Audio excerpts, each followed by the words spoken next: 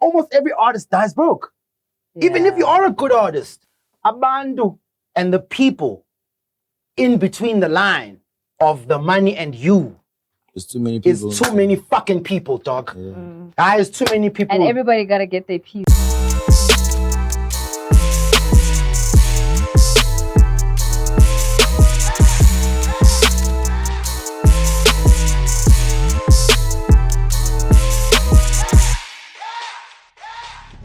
What up? DC loves that clapper. What up, everyone? Welcome back to another really awesome episode of the POPcast. What else? Hanging out with my main man, Scoop Makhathini. Silapa Siswam. Silapa on the regular. On a regular. I shan't leave you. Shout out to our boy Vigi, man. We miss you out there. We still with you out there, no matter what you're going through. We're riding with you and everybody else that's basically taking on more than they can chew in these COVID times. Yes, 100%. So as we keep mentioning, every week we're going to have a guest presenter, obviously just as, you know, we kind of give VG his space, but, you know, it doesn't really hurt to have some new faces for us to, you know, to hang out with here on the POPcast. Today we have DJ Capital. It's Capital. It's Capital. Being flanked by two Siyabongas. You understand? Oh my God. In staff. But I love those shades, Thank you so much, my G. These are actually women's shades. Yeah, he's hiding his babalas. Really That's what's Thank happening. you. Huh? You're hiding the babs. No, I'm good. I'm good. Yeah. Look at my eyelashes. Natural, baby. That's crazy. Yo, Angbongi Luto. These guys are just out to get me. But nonetheless, Cap is here for the day. And of course, you can follow him on all social media. Your handles? At DJ Capital 90 on everything. Why the 90? That's the year I was born. Okay. And by the time, like I set everything up, just at DJ Capital was already taken. Feel you. Yeah. It's just one of those names. Yeah, you know? I mean, sometimes people think that's actually my name. How DJ did you Capital get your 90. name? So I used to rap in high school. Wow. Not really. Curtains. Yo, and I was really dope. Really? dope. No, for real. You do make so- dope singles, so I can understand that. Thank you. And You make then? some heat. So yeah, so my rap name was Capital CYA. CYA from my birth name, Sia. Yeah. And then Capital because it represents dominance, like a capital letter. Capital city, you know, capital is in money. And so, I mean, when I stopped rapping, all my friends were already calling me Cap. So it just became a nickname. So when And I started now DJing, it's, you capping? no. I actually hated when that term came out. Like, no cap. feel you. I said, this is the worst thing to be called. You are Cap. What? Like, it's the worst thing to be called. Oh, Cap. That's what I'm going to say to you the whole episode. Cap. Oh, cool. So then why did you quit rapping? Why did you choose DJ? So I was actually in a rap crew with, you know, Hunks and Fumo. Yeah. So I was a year ahead in school, and they were in matric. So when we got to matric, we used to record in Mom and Yvonne's studio. So she's like, okay, you boys are in matric now. This thing must stop. Focus on the books. And like I was in my first year at varsity, so I was ready to go, and it just kind of slowed me down. So I was like, whatever. So you gave up on the raps. Recording became at a Mom DJ. Yvonne Chaga studio. That's Yes. the Mom Yvonne. Yeah. Just letting the people know. Yeah. No cap. No cap. Yeah, don't worry, we'll call out his Cap soon enough. All right, just to get straight into the business of things. This week has obviously been, you know, quite eventful here and there. Obviously, we've got some new music raps, or some new music drops.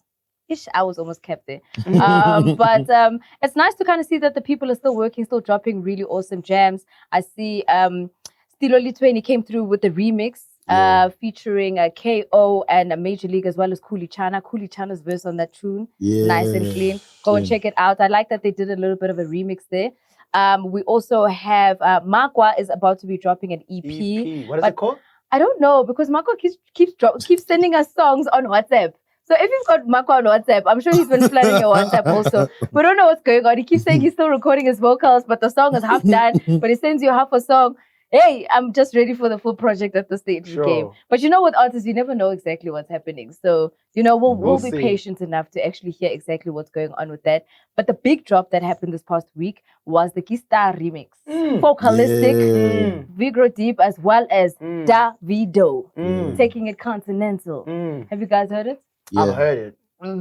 Cap. I think it's a dope record. I always liked the original. Yeah. And so here's the thing about the remix.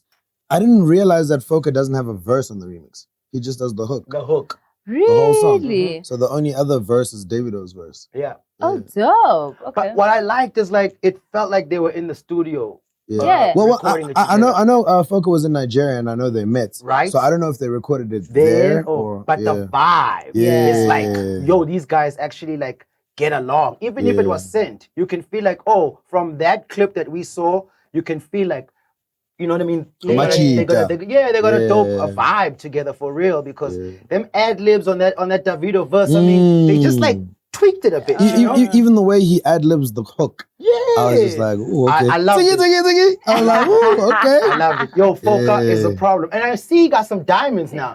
He moved up from the gold to the diamonds. Like, I see you with a water chest, my dude. So I'm really, really, really all for that. No, Foka is sitting pretty right now, but I also think he's really like in his bag. Like he's right now, he's that guy who's just he's running with it. He's hot right now, and I think he needs to take it and run. Like, and I like the fact that he's actually taking it continentally because I do feel sometimes South Africa gets too scared to cross that border and take things further than just the So, you know, he's the right guy to kind of pioneer that movement. You know what I mean? Also, and especially in these times where you can't really do like big shows here in South Africa, I know a lot of the continent is still very open, which is why they can go into East Africa, West Africa, and do like 5,000 people. Yeah, you know, so it's a really good time for him right now. Big ups on that one. Somebody else who also dropped music, well, not necessarily new music, but dropped a music video 12 years later. Whoa. Zulu Boy dropped the music video for Nomalanga. Yeah. Whoa. I think that's iconic. To like 12 years later decide, actually, I'm going to shoot for this song. Because the song still slaps. Right? Like, I heard it, I was yeah. like, this actually sounds like a new song. Yeah. Yeah. So to sound that fresh 12 years later. But you know what? There's those gems that you know that you dropped and everybody loved that song. You just probably in your time didn't have the capacity. Maybe there wasn't enough budget. Maybe there wasn't enough time. Zulu Boy also at some point put hip-hop aside and decided to concentrate on other things in his life. So these things are a timing thing, and maybe the timing for him was right for him to do it right now. I think it is quite a boss move. I think it like stamps the art of what he's done, for it to be so timeless and for him to fulfill the vision of, I'm not rushing for bookings or whatever.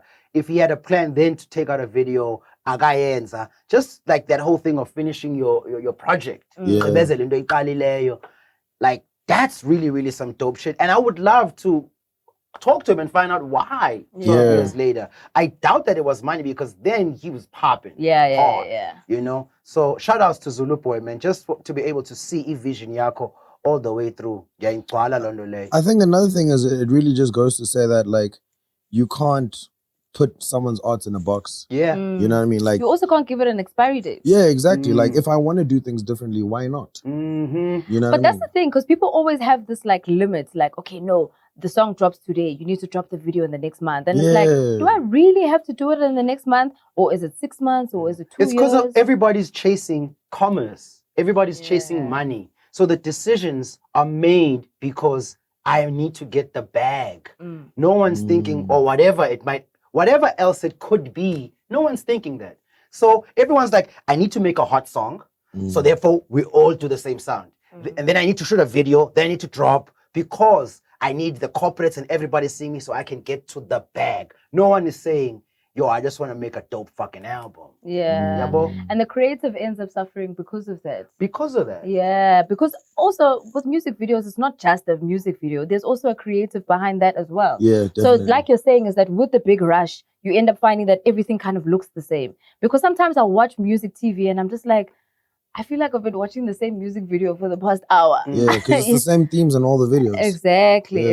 And I guess we all kind of find ourselves kind of put into a bit of a box, which is the same kind of conversation with regards to even with the remixes. Like I mentioned now, Stinoli 20 just dropped a remix for Mshimani 2. I like those guys as well. Yeah. I can't hear some of the things they're saying because of language. But no, they really clean with their flow. They just dropped the remix from Mshimani featuring KO, Major League, and Kuli Chana. Yeah. But Rouge also just dropped her remix as well for Popular. Both those songs came out in 2019. You're joking? Yeah, both of them came out in 2019. So it's like, is there really a time limit as to when you can drop a remix? Yeah. Or do you decide, this thing is over now. I can't really do it. Or do you think, man, that song was actually hot. Maybe I need to bring it back and make people realize how dope it was by bringing a remix. Who's on the popular remix? A lot of people. There's a lot of people. There's Costa Titch, Blackie's on it, Weechi, Dumitladi as well. I think Phantom Steves, if I'm not mistaken. I could be wrong about that one. So she's capitalizing on the new breed of guys. Yeah. She came through with them real nice. And I think also the way that she kind of brought it up as well was like, okay, because the theme for the music video was like in a classroom setting. So she kept that and she was like, okay, the class of 2021. Nice. And then she kept into, you know how you do, how the Americans do with the yearbooks. Oh, with the yearbooks. Yeah. So she kept releasing each feature with like the yearbook type of drop. Yeah, that was dope. Yeah. So I don't think there really is an expiry date with regards to remixes. But what do you think? Which type of songs do you think need to get remixes? Because sometimes a song is just hot and you don't want to mess with it. Yeah. But then some songs you just like, this one might need a little bit of a push. You know, I this is quite close to home for me because I remember a couple of years ago I put out Skibba Dip Dip. Yeah. And that song, when I initially put it out, it was very slow. And as I was done, I was about to put out the next single. It just started picking up on radio. And then I was just like, okay, let's watch this. And then afterwards, it really started, you know, like high rotation on radio. And that's when I was like, okay, I think we can do a remix with this one. Okay. And then the remix went and got nominated for a SAMRO. Oh, damn. And like I say, I was literally about to like can the whole song. Sure. And just move on to the next one. Don't you find that's always kind of the case, especially in hip hop, where it's always just like, okay, maybe I must just kind of give up on this. But it's not like a strategic thing for you to say this song needs a remix. Yeah. It's always something that kind of pushes you to then say, okay, let's give it more legs. Yeah, exactly. That's literally what it was. Yeah, but there's been a lot of really dope remixes out there. And shout outs actually for the SAMRO nomination. I didn't I remember when that actually happened because we're like I had be like, you know, SAMRO nominated DJ Capital in the building right here on the POPcast. I would have loved to have a remix for Bodega by Makhathini Dope Boy. Wow. I would have loved to hear who would have had on there and just definitely you know what I Kuli. mean? Yeah. I mean, yeah. I mean, the Kuli would 100%. And I think he was working on one, but it just didn't materialize. It just didn't come together. Are there any songs that, well, outside of Bodega, that you think would have at least reached a little bit more with the remix? Phew, I'm not good with those kind of things now. Really? No, I'm not good with those ones now. But there's so many of South African songs that could have used a remix. And I also want to say that remixes sometimes don't have to stick in the same genre. Remixes is a nice way of guys exploring other sounds. You know, let's not try and go, okay, it's a rap song, let's have a rap remix. You know, back in the day, remember when we used to have single CDs? They used to be this kind of edit, and you could hear the song on different beats with different kind of artists. You'd be like, oh shit, this actually sounds dope. So I would like to see guys doing more of that, where we're not taking from the same genre sound-wise and talent-wise for the remix. I remember. So also, because you wanna, the objective is to get other people. Yeah. So when you as a consumer want your artist to always do the same thing, you're actually killing him. Because if I go to Braamfontein and I've got Braamfontein locked down, I now need to get the North. But in the North, I need to wear pants and a shirt. Braam, I've got the Supreme for that. But just because you see a picture of me in the North with a shirt and pants, now you're like, no. I'm getting a new market. Because if I have to grow, I can't just stick with you. So as a consumer, you need to open up your love avenues for your artists and allow them to be some things that you might not be comfortable with, because that's what growth is about. It happens in music. It also happens in a capitalistic system where a company just has to grow. You'd never think a company from America is going to come open up headquarters in Africa, but they have to because it's growth. Yeah. And just to add on to what you're saying, I saw this happen with Tsecho. Yes. With No Ties. Yes. Right? With King That was Monada. brilliant. So when he flipped to the piano remix, that just took the song to another level. You know, that actually worked out in his favor. Because I remember when I interviewed Tsecho about that, he said he didn't even know that was going to happen. So he had done No Ties, he had released it with King Monada, it was done. MFR Souls are the ones who then decided, let's rock a young piano remix. And he was like, oh, this is right. And then obviously then spoke to the guys and then they obviously took it to the next level and then released it that way. But he didn't plan on it. That's The guys were the crazy. ones who were like, this song deserves to also have a piano remix. And I guess it worked out because now Tsego's able to perform it over and above the original song. Yeah, that's nice. Yo, MFR souls are coming up a lot in conversations, like a lot. Like this is the third time I hear these guys' names, and apparently they just tearing the game up. Yeah. I'm a nigga. What do you mean? Last I checked, that video was on something like 8 million views. Hold more. Hold more. Yo, this piano, like I'm so Are interested. you chicken or are you beef or are you cheese? I'm veg. Azange, Makhathini. Yeah, man. But You were talking about something nicely now. It was going to be a segue into something that we were talking about, how the last resort is actually the one that becomes the... So the last resort usually becomes the thing where some artists will kind of find themselves at like a little bit of a bottom where they're like, you know what, I really love the song, but maybe I kind of need to let it go on to the next. As Cap was saying, he was kind of doing with Skip It Dip Dip. And we find a lot of artists kind of find themselves in that position as well. We were speaking off air about how Yanga, when he recorded Utatako, he was literally at his wit's end as well. It was just like, yo, you know what? Maybe I just need to kind of just release the song and be done with it. Questa also the same. He did the same with Nguta. I know we've mentioned this on the show before as well. And you'll find that sometimes that's also just the real, raw, organic portion of them. Not chasing the money, not chasing the hits, not chasing the numbers, just saying, I'm going to rap now and then see where it kind of takes me. You know what I mean? Do you find that a lot of artists kind of need to, or do you think some artists need to kind of hit that bottom before they can pick it up again? I mean, I think there's definitely some power in feeling like you have nothing to lose. Yeah. You know what I mean? You just give it your all. You hope for the best. The thing about music is nothing is guaranteed. Hey, that's the tricky part. Like you go in the studio thinking, we've got a hit. And then you release it and then you're like, hey, what happened? Why is no one feeling my song? Yeah. You know, and I think that's also kind of what hurts a little bit, especially when people put things out and then you give a critique. And that's why we're also sometimes a little sensitive with regards to giving the critique, because artists are very sensitive when it comes to their music. Because no one comes out of studio thinking, I've made a lukewarm song, but let's just put it out and see what happens. Showcase. You know what I mean? Showcase. I just want to, thanks, Cosy, because I was wondering how I was going to sneak this in. Like, you know, we were talking on the way to shooting today in the car, and some comments were coming up, at people in our comment section or on Twitter are like, no, man, you know, things can get a bit more spicy, blah, blah, blah, blah, blah, blah.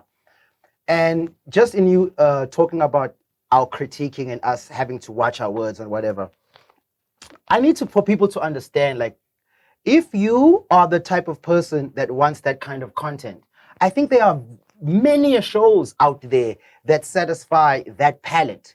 So if you want that kind of stuff, by all means, you can go get that kind of stuff. We are not looking to push numbers because we want to be controversial. We are not looking to be cutting people down. We are not looking to be killing people's careers. We actually have benefited a lot from this game. And all we want to do is give back so that the following class can have something to gain out of it as well. We don't want to just eat from it and leave. Yeah. So, like, if you are coming here for other than building the game, now sometimes to build some shit, you have to destroy some shit. And we can do that too. But our premise here is not to cut people down, is not to humiliate people. And if that's the kind of content you are looking for, then maybe you're in the wrong place. Because this is not the space for that. But rightfully so, when something needs to be addressed, we will. But it's not like we're looking for clickbait and quotes and whatever. I'm just letting you guys know that. 100%. We're here to build at the end of the day, you know? And we're trying to take things to the next level, build the culture, trying to get it back to what we want it to be. Yeah, man. Straight up, dog. That's what I want to say. Shout outs. No, I think it was important to kind of raise that, because, you know, some people would be like, yeah, but maybe 1, 2, 3. We don't want to find ourselves in sticky situations. Yeah, like in South Africa, nyanyani ngelinye ixesha, especially South Africa yaka-Twitter. Yazini indawo yenu, guys. Ngamanye amaxesha. You haven't been on Twitter in a long time. No, I'm over that thing, because I've got a podcast and I've got a radio show. Everything that I need to say, I can say on these platforms. I don't need to talk to a million people who don't even understand who I am and where I'm coming from. When I come to my platforms, I know that people even if they disagree with me, they always know where I'm coming from. So I don't have to convince someone about shit that they don't even know about. Speaking of which, let's get back to the Rich Amnesia issue. When I say something is made from you, but not made for you, it's the same thing. We cannot explain our intellect in steps to you. If you're not clever enough to catch what is being said, maybe chill for a little while, ask before you. Because when I say that, I'm alluding to the fact that even an artist, the more African an artist who's a painter is, his situation depicts what he paints. Rich people love that poverty and they buy it for obscene amounts of money that even the people that come from that artist's surrounding won't be able to afford that art. Yeah. But they are the reason that canvas exists. So it's made from them, but unfortunately for now, it's not for them. So some shit just ain't for you, but it's made from you. And you guys are crying about Rich Amnesia. If you really wanted the skirt, you can drive to, where is it? Guyana. And you can get the ladies there supporting black business. 5 hours, support black business, pay your petrol, and then tally up how much that is, and then it's fine. But don't be fucking killing a nigga's dream because you're not. And that skirt sold out, eh? Thank you. Because it wasn't made for you. It sold out. People bought it. And as much as you can complain and you can bitch and moan, at the end of the day, there is a market. And we say this all the time. He has a market. Those people are going to buy it. Maybe it's not for you. It's not for your pocket. And it's fine. Yeah, dog. It doesn't have to be for your pocket. Not everything's for everybody. I think they're mad that, I think that's really the anger. It's like, fuck, I can't afford this. But they don't want to say, I need to go work harder. Exactly. Aspire to afford it. How about that? But take the positive in the narrative as opposed to then trying to, push your own thing the whole time. Yeah, man, you're making me feel shit because you can't afford the skirt I made. And I think it's also, people also were a little bit angry at the fact that they feel like it's a little bit of a minor culture appropriation. Maybe I might be using that term a little bit vastly, but because Shibalanis usually are much cheaper because it's made from wool. It's like, now I must drop 60K for something. And that's what we're saying, Kozi. If you want that Shibelani, go get it from the lady. This is a Rich Amnesia one. Yeah. 100%. If you want that one, go get it from the lady. And it's his culture. He can do with his culture. So culture appropriation doesn't even come in now there. Yeah, bo? I ain't getting no Londole. So yeah, anyway. You know what the crazy thing is? Like, you can always complain that something is way too expensive. You would never spend that type of money on that, whatever. But the day you have that money, you might just. Dog, not even might just. Everybody will. You know what I mean? Yeah. Because you see it on other people and you're like, I want to live that type of life. Yeah. I want to aspire to be able to afford certain things. And you look at those things. Firstly, sometimes it's out of jealousy. And then you're like, actually, it always starts with hate. Yeah. It always starts with fuck. And then that's when they start posting on the stories and then you start doing the whole the outfit costs 100 grand because I'm out here with the 10K sneakers with the 20,000 t-shirts. Sharp. At the end of the day, you've aspired to it and you can afford it. Yeah. And that's all you need to kind of do. You know what I mean? Speaking on culture, we were actually having a really awesome conversation off air as well, just about how things have kind of progressed with time, but also there's this conversation that's kind of brewing on social media about how all of the city girls are being collected one at a time. I saw that on Twitter yesterday. I said, yo, they're saying they are fetching the city. Why are the city girls being fetched? By the underground gang. I said, yo. There's someone new at bucketing in the underground gang. I said, now we got to get these people with another angle. You understand? Somebody, so I saw a tweet yesterday and I giggled. I won't lie. But yo, my city girls, why am I landing underground gang? One at a time. How many of the city girls are there? Hey, there's like a lot, though. There's a lot.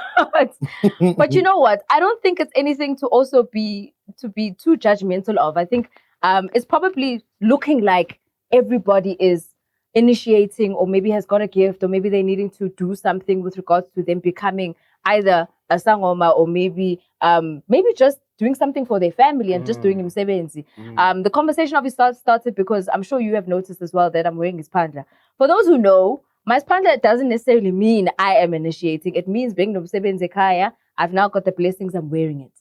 It doesn't mean that I'm being collected. You know what I mean?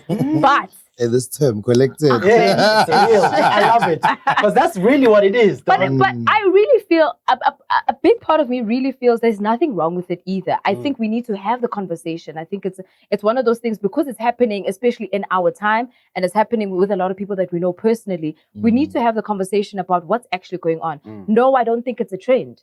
I really think because we've left so many things culturally undone, that now our ancestors are starting to say, hey, we need to kind of fix the status quo because you guys are forgetting who we are. I used to have this thing that I'd say all the time, that I wonder what would happen when I get older and I have to go to funerals. I won't be able to start the church songs at funerals because I don't know them. This is a similar narrative where it's like, okay, if your parents and your grandparents have now passed on, who's going to carry on traditional practices in your family if you don't know them or if you don't understand them? And I honestly think that's all that's happening right now. Straight up. You know what I mean? Remind you who you are. Yeah. Who are you? Why you gotta put me on the spot? Because it's a conversation. I can't talk by myself. Yeah, no, of course. But I just feel like you're putting me on the spot. But a lot of these things also kind of boil down to lineage. Where we were speaking also about maybe sometimes it's not even about actually initiating. It could just be fixing your lineage. It could be doing imbeleko in Xhosa terms, or maybe just fixing your surname, for lack of a better phrase. Because a lot of people don't really do those things in 2020, whereas they would have done it 2021. I'm so used still to feels like the same thing. It's no lie. But because we're not doing it in this generation, it was done years back, and maybe it's a case of maybe your ancestors don't really know who you are because I'll be kaya. And that's exactly what they're trying to fix right now. Where do you think the disconnect started? You know? I personally think it kind of started with our grandparents, or if not our grandparents, our great-grandparents. But a lot of the time, like even with the conversations I've had with a lot of my friends, they'll say that, okay, maybe their great-grandparents did do traditional practices, but it kind of stopped when their grandparents started getting educated. Because that's kind of what happened with my family, where my grandparents studied and were educated, and then they were like, no, should we really be doing these things? It all comes in with like war, and when white people came in and the influence from that perspective, and then it's like, maybe I should just stick to books and not, and also the propaganda that traditional practices are also evil. Also then gets people to kind of push back and then say, okay, maybe I shouldn't get involved here because maybe it's I don't want to have a generational curse on my family, and rather I should just stick to going to church and opening my textbooks, which shouldn't be the case. I also think another issue is people think if you are, into izinto zamasiko, it means maybe you're not religious. People think that generally you can't have the two coexist. And I think 100% they should coexist. Yeah. But I know Sia might feel a little different. Well, no, I don't feel different. It's just clarity on stuff,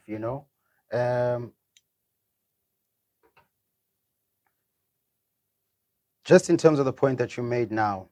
Now, there's a difference. Like, because of African culture, we are not religious. We are spiritual.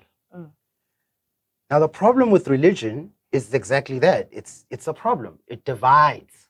It's uniform. I gotta wear this. This is how I praise this person. Blah blah blah blah. And it becomes like a ritual thing, where spirituality is like, if you're living on the earth, respect trees, respect animals, and all of that shit. You know what I mean? You don't need someone to teach you how to be a good person. Just like animals are not taught, or they don't have schools to be like, yo, do this, do that, or be this, or teach them morals. These are things you are born with. But because of a system that now we live in, you have to be taught these kind of things. So religion is the problem. Spirituality is actually the key to killing the problem. Xhosa people, African people, Zulu people, we're spiritual people. The missionaries came with religion. Everybody believes in a God. Yes, they do coexist, because everybody believes in a God. And even when you go to some consultations, they'll tell you, no, pray. Have a candle and pray. Sometimes the gifts are different. For some people, the gift is a prophetic gift, to be able to speak unto someone's life. Some gifts is to see You know what I mean? The future, it's all different things, but it comes from the same source. Yeah. Where really the problem is for African people who know their history and their culture is the fact that the New Testament now comes with this Jesus person that they say we can only get to God through this Jesus person who has no other variation of color besides being a white person. So if I'm black, why do I need to go through a white person for my God? Do you get do you get what's up? I get you, but I think you know what, with it will get a little heated, and obviously we're going to have some arguments with some of the viewers as well. But with religion as a whole, I don't necessarily think it's completely removed from the spiritual journey, as you mentioned. Yes, there is a God that we need to kind of that we all pray for if you are spiritual and religious. But I do think in the journey, it's also, you know how people say when someone passes away, you have a guardian angel. They say, oh, your grandmother just passed away, you've just gained a guardian angel. Because we all know that the angels are the ones that work for God. So they're basically the people that we are speaking to, who basically then deliver whatever we need from God to bless us in certain ways. I do think your issue with religion isn't necessarily then to say religion is the problem. I feel the problem maybe comes in with humans and how they interpret religion. And that might have been the disconnect that some people are feeling, where at one point you're Christian, but also within Christianity there's Methodist, there's Presbyterian, there's Catholic, but we're all kind of praising the same God. There's also Muslims and Buddhists, and they're also kind of praising in their direction. I just think it's because humans have kind of divided it that way.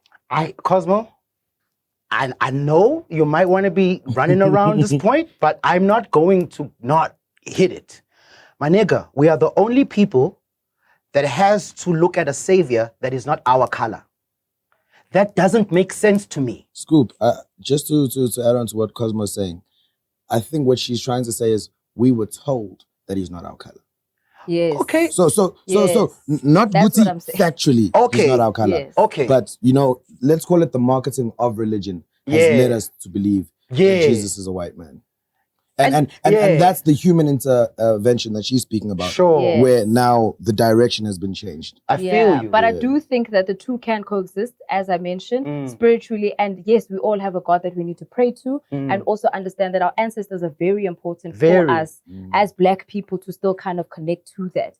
And with all these people who, seeming like a trend, are being are having to initiate or either having to accept whatever gifts that they've been given, it's because it's trying to fix the disconnect that has been with the ancestral realm with where we are today. I think that's what's happening. And I don't think there's anything wrong with it. And I don't think we should be bashing it, because that's what it seems like it's happening on social media. Yeah, on Twitter, it's looking like here's another one. Oh, here's another one. That's the conversation. But also, I think we need to learn. But let's be honest. Wait. Yeah. Let's be honest, though.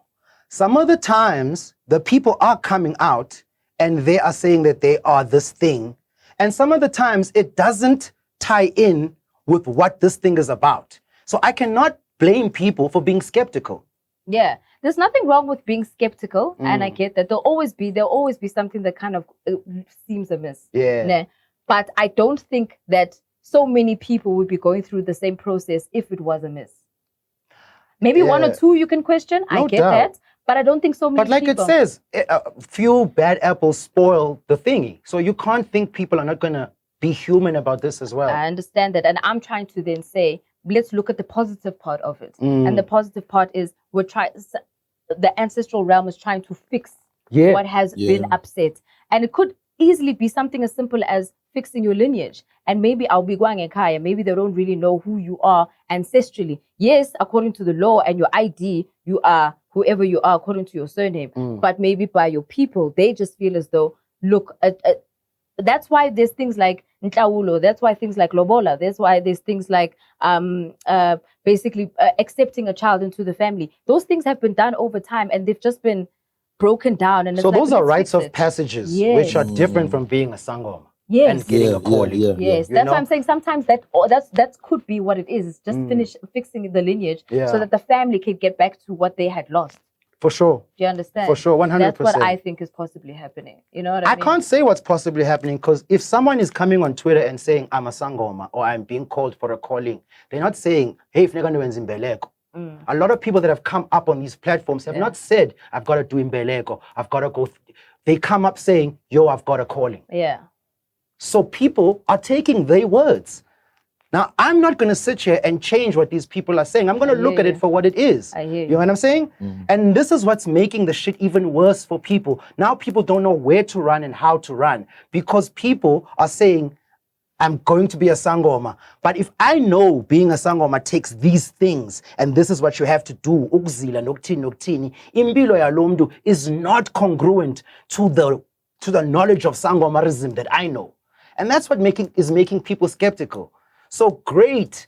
Do you think the skepticism also comes in because it's being exposed on social media? Do you think it should be a personal journey? No. Our ancestors are not prehistoric people. They are using the times and the technology of the times to get to us. That's what they're doing. They are collecting us. It's for a reason. Everything is hitting what it's supposed to be hitting, and it's happening for a reason. Now, the problem is not the technology. The problem is the lying. The problem is the falsifying. That's what the problem is. The problem is the false preachering, going around saying I'm something that I'm not. For whatever reason that these people are doing it for. I don't know who's lying. I don't know who's telling the truth. I was about to ask. But I can tell you that some of these things don't add up. Yeah. Now let's not try and not be honest about those things because we're also not serving people.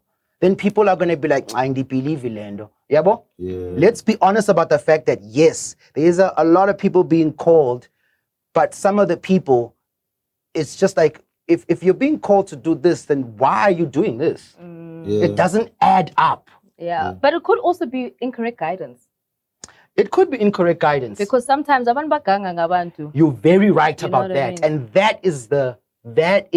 you're very right, Cosmo, about that. And that is like the biggest problem with this thing, that from the realm of our ancestors, they are going to fulfill their duty on calling you. But the people that had to guide you back to your road is you might be amiss with them. Yeah. That's what many people are scared of. And that's why they don't want to even, that's what we should be talking about. And there's a lot of that going on. There's a lot of that going on. You really need to be careful, especially if you are going to say, okay, let me accept the gift that I've been given, but make sure that you're going to the right people to have these conversations. And sometimes it's difficult to know who are the right people because it could look good on the outside and then later you realize, hey, you were also mentioning about a TV show that kind of also has trying to deal with this issue as well on Mojo Love. It's called Lam. Yes, and I'm so glad that I can speak about Mojo Love in a positive light because I remember an episode where we talked about the content. Even myself and Cap were talking about this. The content is very black exploitative. And it's great that you guys have got a show like Lam. It's done by a lady named Sis Tembi. She is the consultant, right? And Losisu Untwembo. You know Isangoma, man. Isangoma. Okay. Yeah. She is amazing. And if anyone wants to get an introduction into what the thing was, like Cosmo was saying, it's really about fixing your past. Really, when you go to a Sangoma, you start realizing that, the one thing they do, like they saying, if you want to fix your future, go to your past. They just look back and be like, these depths that are missing in your traditional lineage.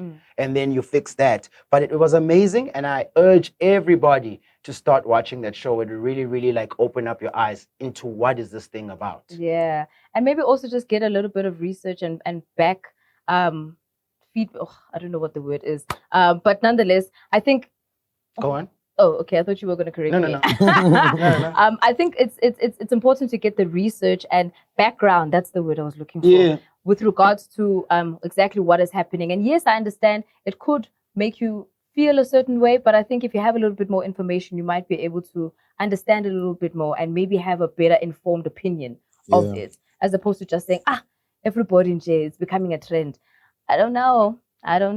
Sure. And with the Udloslam, one thing I love is another thing that gets people all fucked up about this thing is a lot of people that are supposedly helping the celebrity sangomas are only dealing with celebrities.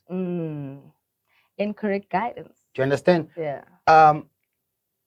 They in Udlozlamu, it's real people. Yeah. But there are these leaders and these cultural people that have been put in the forefront, and their testimonials are only seem to be coming from celebrities.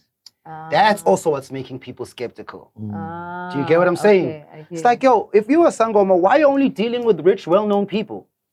Okay. Well, I guess, hence I said, do your research. And of course, if you're going to go through a bit of a path as well, maybe make sure that you're also going to the right person, because there is that as well. You need to be able to be shown or be seen with who you actually need to be going to for your guidance, or whoever your person should be. But I guess that's just part of the conversation. SAMRO this week. Yes, I forgot about that. Thank you for bringing us back, Cap. Back to the music. Yeah. So Eugene from Trompis was protesting and chained himself into one of the buildings there at the SAMRO offices, and basically was complaining about his royalties not being paid. For which song again? Makhasman. How many years ago did that song come out? 2002. So about 19 years ago. And according to SAMRO, it was only registered in 2014. So there's 12 years of money not being paid out for that record. And the song was released with who at the time? I'm not sure which label it was under. But it must have been Kalawa. Oh, yeah, of course. Trompis. No, wasn't Kalawa only with them, I think, later? No, they started with Kalawa. With them, yeah. Spikiri is one of the members of Kalawa. Yeah. Jasmine. Tricky nyana. But obviously they're complaining about their royalties. But I think that's going to be a lot of issues with a lot of these older artists, because a lot of the paperwork wasn't done correctly back then. And sometimes as an artist, even till today, so if you're an artist right now, you need to know exactly who is managing your paperwork. And whether that be royalties, whether that be publishing, whether that be sometimes even just your finances, sometimes even with your auditing with SARS. You leave that to other people to handle. Don't say that word out loud. Yes, that's dog. Oh, I hate those letters, dog. And the point I'm trying to drive here is be aware of where your money is going or who's handling your affairs, because you'll find yourself in deep waters later on and you don't really know how you got there. Or you'll find that money that was owed to you isn't coming to you because it hasn't been managed properly.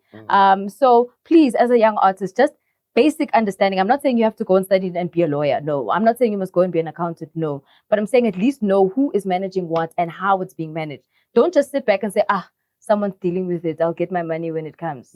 That's not how you need to do it. I remember a couple of years ago, I went to SAMRO to go register a song with a well-known artist. And when we got to SAMRO, this lady that was helping us is like, hey, aren't you so-and-so? And he's like, yeah. And she was like, yo, you need to get your paperwork right, because we actually owe you some money. But we can't pay you until you sort your shit out. Really? Yeah. Did you eventually get your money? No, it wasn't my money. It was his money. Oh, okay. Yeah. Okay. But you see, that's the thing, is that because it's always kind of left to somebody else to manage. And that, I think, becomes the bigger problem. And then artists always say, and then we complain, artists are dying broke, this and that is the next thing. And it's like, well, these things are happening because they can make amazing music. But if their affairs are not handled properly, this is actually the issue. Whether it's royalties, even sometimes publishing, and publishing is way more money most of the time than the actual, royalties themselves. So that's what you need to make sure that you kind of get to and fix your affairs, because I won't lie, dog. Like, this is what really deterred me, like, from being a musician. Really? I won't lie. Obviously one knows they can speak, one loves music, but I just always felt like chasing music money was too fucking hard. Whereas back in the day, I used to see Pepsi, Melanie, Claire. If they're presenting, they're gonna get their 20 standard. Yeah. Do you understand? And then their fame can grow from there and they can get into other things. But the money is a much more surer thing. I didn't want to use my gift of words and clothes and whatever to then still hustle to management, labels, radio. I mean, I'll be honest. Like, I always felt like it's too long and too daunting of a road, even if I'm a good artist. almost every artist dies broke. Even if you are a good artist. Yeah. The abandu and the people in between the line of the money and you. There's too many people. It's too many fucking people, dog. Yeah. It's too many people. And everybody gotta get their piece. I ain't get And for me, my question is, how do they get it when you only sell a song for 10 rand? I don't get it, dog. I don't get it, dog. And with music, I can't negotiate. If I do a good presenting job, if someone's coming to me to hire me, I can say your contract says 20. No, I'm so good, I want 50. With music, that song, no matter how good I am, gets sold as the same amount with everybody, even if the one who's a trash song is getting sold for the same amount. But you see, the difference is how many units you move. But then those units get cut by the amount of people that need to touch that bread, which is what we just talked about. Even if you do an amazing job, you still have to cut your money with 5-6 people. That's fuckery. It is 100%. That's fuckery, dog. And it's your creative. It's your creative. Yo, umculo mina ngayibona ngathi yes, especially I mean, I'd love to be like everything, but ngeke sibali. And the thing is, like, as a creative, I know how hard it is to invent something, to come up with an idea that becomes popular. And musicians in this country have done a lot, bruh, from clothing to slang. There's a lot of companies that have made money from musicians from this country, and those niggas haven't taken home half, a quarter, or a third of what they've done for companies, from channels to liquor to soft drink to products. Yeah. Like amajita ngeke sibali. Yeah. Ngeke dog. Yo, No, it is a lot. It definitely is a lot. But hence I say, get your affairs in order. Know who is handling your stuff so that you know you're getting your fair share of the cut. Because at the end of the day, it does have to be split with a bunch of other people, but make sure you get the bigger piece of the pie. Because at the end of the day, the pie wouldn't be there if you didn't go into studio and record that song at the end of the day. You know what I mean? could just do it yourself. There's that too. There's a lot of artists who don't do things themselves. A lot of DJs are actually very self-sufficient. And the DJs literally do everything from top to bottom. And they manage the whole process. right? Do you? Yeah. Do you guys do that? Yeah, a lot of the DJs, trust me, if you speak to them, they'll say you see how he said he went to SAMRO? Yeah. I did that as well with my first couple of singles. I physically went and registered the songs myself. Sure. Yeah. So there's some processes you need to learn so that you understand how it works. So that when something goes wrong or money is missing, you can pinpoint where it went wrong because you understand the process. Exactly. Okay. So obviously technology is seen as what's going to save Africa. It's already what has made the top 5 richest people in the world are all in the tech space. Yeah. So it's the next frontier. And I want to talk about, firstly, Black Coffee with these Hyperion Dev partnership. They are having a group funding initiative where people can donate money to the fund. That fund is going to be used to take kids who are eligible onto IT courses and just courses in the tech space. Not majority, I was going to say, namely coding and other spaces in the tech space. So he was asking for people to go and apply. You can check out his Instagram at Real Black Coffee. And with that said, there's some kids in Soweto. They own a studio called Space Salad Studios. They invented a game called Doba Dash. The game they invented is of these guys that push the carts on the street collecting. Wow. So, shit, the yeah. recyclers. The recyclers. The recyclers, yeah. So the game is the recycler who's pushing his cart, collecting garbage, and you have to dodge nyaupe joints. Oh my God. Wow. And they even have a soundtrack to this, which is, I thought it was really dope. And I've That's been crazy. keeping this content for a while. I've been forgetting it sometimes, but I felt like after seeing what Black Coffee was doing yesterday with the call out for the people to write in and enter for Hyperion Dev, I felt like it was a nice time to talk about what these kids are doing. So shout outs to Utabo, Pilo. I don't know which area they're from in the South. Space Salad Studios. The game is called Doba Dash, and really now. Is it available to be bought?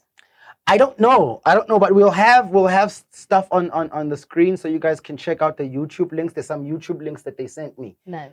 So I'll send that. I don't know as far as like purchasing and whatever. Yeah. It gave me via. I think they really need to e-commerce that because I think it would be really, really dope, you know? Yeah. So I urge you guys to do that and also apply for the coffee thing. Yeah, shout out. I like the fact that the game is so relatable. Yeah. It really hits home. Yes. It's And they got piano soundtracks. Like while you're going down there, pushing for real. They even got a soundtrack for the game. They released the soundtrack. That's so dope. crazy. And so sound That's fully clean. I would like. I actually want to go and check that out. All right. So thank you so much for joining us on this episode of the Popcast. Thank you to our guest. Thank you for having me. It's Capital. It's Capital. You weren't Cap today, so I couldn't call you out and say you Cap. Oh, no. like he's got that North coolness. You know the boys in the But he's North. from the I'm South. from the North. He's from But the you got that North coolness, boy. Where we North? Yeah, you know what, Scoop? I think she was just saying that the message is what's being listened to. Hey, boy, you would see, Shout out, Cap. Thank you so much for joining us. Good to And see you, bro. please follow Likewise. him on his social media pages, Yeah. DJ Capital. When's the new music coming out? Actually, next month. Dope. Yeah. Okay. So look out for that. Cap is going to be dropping music. Oh, it's your birthday next month. That's why you're dropping, right? No, I was actually going to be this month, but then I hit a few snags. So it's Okay. going to be next Stevie Wonder going to Ghana? Really? We're Oh gonna leave my it? Come on, I cause forgot. oh gosh, let them say yo we gotta talk about Stevie coming to Ghana. Stevie, Wait. Stevie, For a show or what? no, he's relocating. To go live there. Yes, in Ghana. So why Ghana? Like, is it like, did he trace back his lineage and It could be people are because from there? a lot of Americans are doing this thing called history.com or something? yeah, like it's that? either history.com or it's hereditary.com. Yeah, something like that. Yeah. And a lot of Black Americans are now also starting to look back into where they actually really originate from because they know they're not from the States. Yeah. And I think it could be that, but again, we're speculating. Just to add on We're to it, speculating. Ghana is one of the countries that is giving American citizens, Black American citizens, free entry to the country. Oh, really? Yeah. Black- They call repatriation. Oh, They can okay. That's if you go back home. Yeah. Yeah, so because they're saying like, yo, you're Black. Yeah. You're not at home there. This is your home. So you can Wow. repatriate there if you are an American, Black American citizen. You've got something here for you. That's dope. But I think for Stevie Wonder, it might be something more musical. It could be something Why would you more think business. that? I don't know because I mean Stevie Wonder's an artist, so surely. But he's also a very political artist. If you check out his album Okay. covers, he's been talking about Africa, Egypt way before, like a lot of conscious hip hop. Like he's just moving there because America is not for Black people, dog.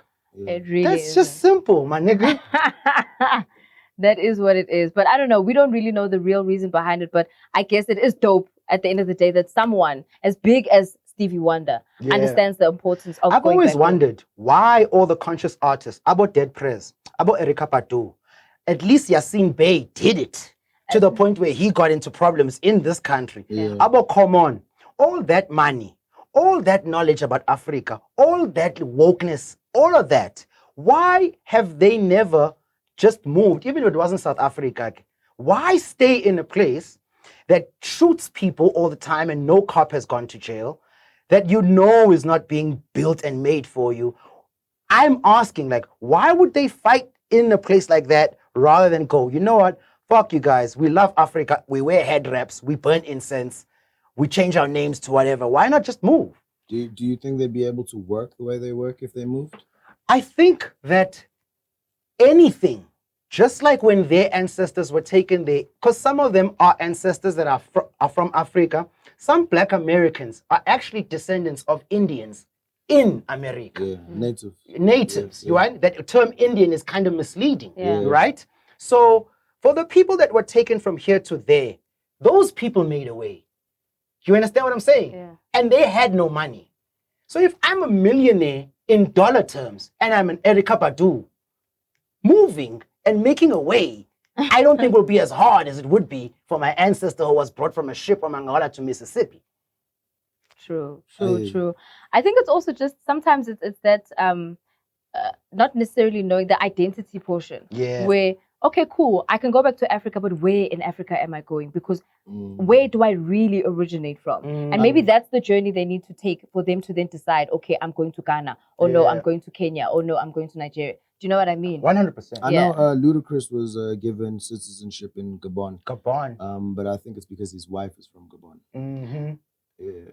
Mm-hmm. Could That's be. dope. I like that. Yeah. Luda's dope, man. Yeah. Luda's dope. 100%. All right, officially, Officially. we're ending it now because Real we're time. getting into trouble. We're capping now, so we got to get the hell out of here. Make sure you join us next week, Tuesday. We'll be back with another really dope episode. Make sure you stick around, though. We still have Social Tonton and the Thread Oh, Cam. damn. Totally forgot. You didn't bring them? No, I did. I totally forgot we have Social Tonton and Thread Count. Stick around. We still got more for you.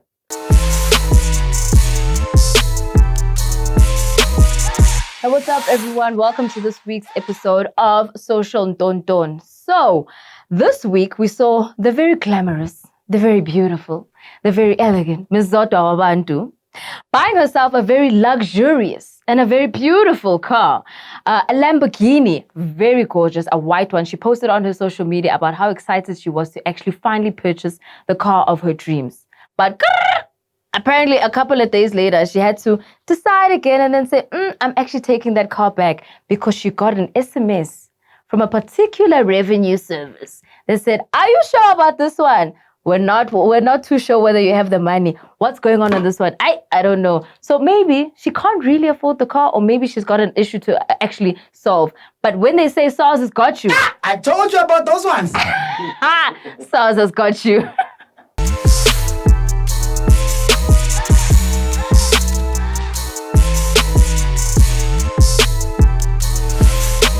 Balindwang Fits. Word on the street is that you guys loved the dope store gear from last week, so shout outs to that. This week we've got a label. I don't know about Lomjida, where they're from, but they're called Proxy Wear on the Instagram. And just for the last kicks of a dying summer horse, I'm gonna give you some combos. I mean, they make these shorts, which I really, really love.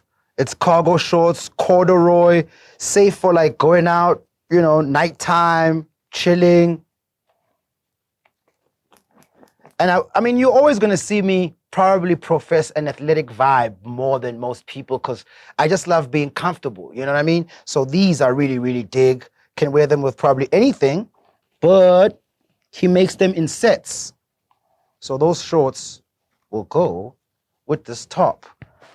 Now, I love this because, one, you can see how much detail he's put into embroidering the logo, Proxy.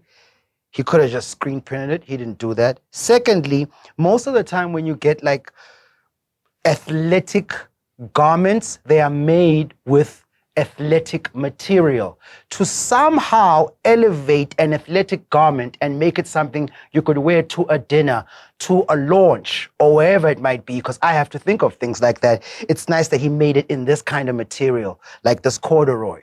So it kind of plays in the light, and it's also like a corduroy. Same thing with these pants, which I'll talk about probably next week. And whenever people are making, sets, people will probably like make multi-prints or will make them in colors that you're pretty much used to. I love what he's done here because he's just stayed away from the black and the white. And he's given us, if I'm not mistaken, this is called teal. And that was called burgundy or maroon. So I love these colors. Love, love, love these colors. Just to give you a look at the top again. You know what I mean? Very, very dope stuff. So that's Proxy Wear. Do check them out on Instagram. That's the stuff I have from them for now, but he did say that he's making another line. So you guys will get to see what he comes up with a little later on. I want to do something else right now. This is the first thread count that I'm actually doing 2 brands in one. And rightfully so. Because last week I was wearing a Swank football jersey. And a lot of people might not know how far they can take product making. Shout outs to this boy, man, Swank. He just made a summer towel. Stop thinking in the same way. Stop thinking about the same things in the same way that everybody has thought about it. Like venture out and do some other shit. And you could have easily just made this side of a towel, but he said, no, normally a towel is the same on both sides. Well, I'm going to switch mine up and make it different colors on different sides. It's just simple shit. Use your mind. Yeah, just use your mind. Apply yourself. Simgil.